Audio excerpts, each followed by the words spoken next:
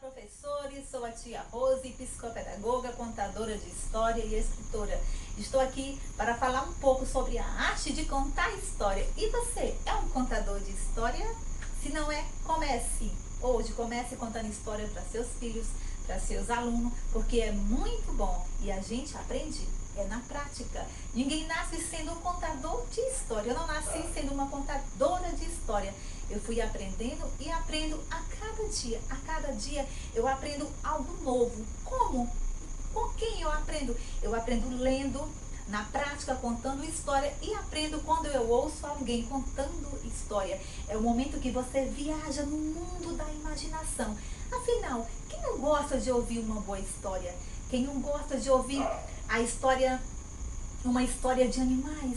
Quem não gosta de ouvir uma história que tem muita emoção, que tem muita aventura? Quem não gosta de ouvir uma história, a vovó cantando uma história, a mamãe? Isso é muito legal. E é onde a gente precisa aprender mais, praticar. E a gente aprende praticando primeiro com os nossos filhos, depois na sala de aula com as nossas crianças, seja na igreja ou nas escolas seculares, tá? E hoje eu trouxe algumas dicas, eu fiz algumas anotações para a tia Rose não se perder, tá bom? Vamos lá. Torne-se um contador de história melhor. Faça isso.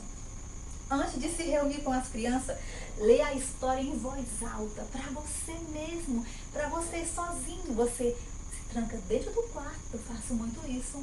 Eu vou ler a história, eu pego o livro, eu vou memorizar, eu não vou decorar, memorizar toda aquela história e vou me olhar no espelho. No primeiro momento, você vai se achar um bobo ou uma boba, mas você vai ver que você vai melhorar a cada dia. Olhe no espelho, observe suas expressões faciais. Quando você aprender toda aquela história, quando você ver o seu reflexo no espelho e você gostar, aí é o momento de você passar a história para as crianças, ok? Vamos lá? A história, ela é importante, ela ajudará as crianças a viver a vida com mais sucesso, a vida cristã, a vida secular. Através de uma boa história, valores são ensinados para as nossas crianças sobre amor, perdão, amizade, autoestima. E isso as crianças precisam vivenciar todos os dias. E é o dever de cada pai, de cada mãe, de cada professor ensinar para essas crianças de forma lúdica. Eu acredito no alfabetizar com a história. Eu acredito no educar com a história.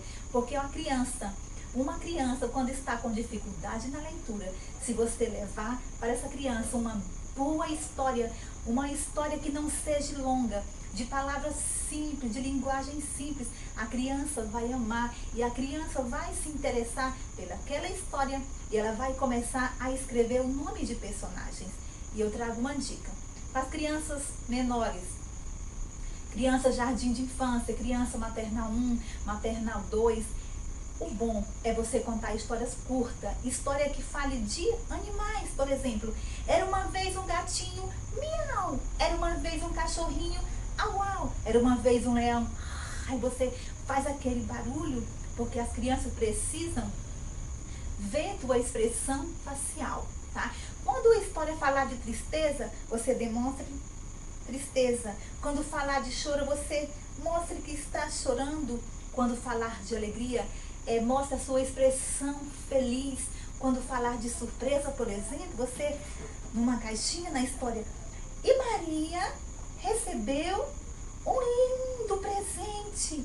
Maria abriu o presente. Ah, que legal, eu amei!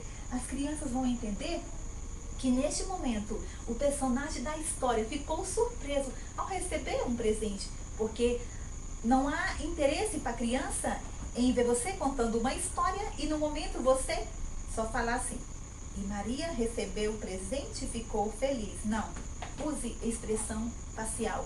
Varie a velocidade da voz na qual você fala. Você pode falar bem rapidinho, vai dar a impressão que você está falando muito. Você pode falar devagar, por exemplo. E Davi foi lá no riozinho, pegou 5 pedrinhas e começou a machar para encontrar com o gigante. e o gigante tão fortão foi marchando para perto do Davi. E aí você vai variando a velocidade. É algo que chama a atenção nas crianças. Então, seja um bom contador de história. Olha só, nunca faça isso. Professores de escola secular, professores de criança da igreja, nunca adicione seres falantes da Bíblia, por exemplo. Nunca diga, a ovelhinha lá na manjedoura, ela deu glória a Deus, ela chorou. Não. Agora, quando você for contar uma história didática pedagógica, uma história que ensina valores, aí você pode falar que os animais, né, eles falam, eles se expressam, porque as crianças do jardim de infância, elas dão vida aos objetos, né? Elas imaginam que os animais falam, são chamados seres inanimados. E é importante você inserir para as crianças essas histórias com seres inanimados, mas não história da Bíblia, história, né, que ensina valores. O que é ensinar valores? Fala para as crianças que é algo de bom que nós aprendemos, por exemplo, sobre amor, amizade, através de uma história. E é uma forma que envolve as crianças, é uma forma envolvente quando você vai falar de amizade, quando você conta uma história que fala de animais, porque no final da história aqueles animaizinhos ficaram amigos para sempre. E você vai contando. Por quê? Se eu falar que os animais da Bíblia, eles falam, quando a criança crescer, que ela entender o contexto da Bíblia, ela vai dizer, então a minha tia, a minha professora estava mentindo? Por exemplo, na história de Jonas, quem falou? Jonas, o peixe, não fala. Mas na história secular, que ensina valores, sim, eu posso dizer que o peixinho fala, que o cachorrinho fala, eu posso dar vida a essa caixa, eu posso dizer na historinha, e a caixinha tremeu, ela ficou muito triste, ela ficou muito assustada e se escondeu. E ela disse, alguém vai me ajudar, por favor? Porque as crianças dão vida aos objetos. Então, não faça isso. Não dá vida aos animais, aos personagens da Bíblia Sagrada. Ok, professor? Essa é a dica de hoje. Beijinho, fica com Deus e até o próximo vídeo. Tchau, tchau.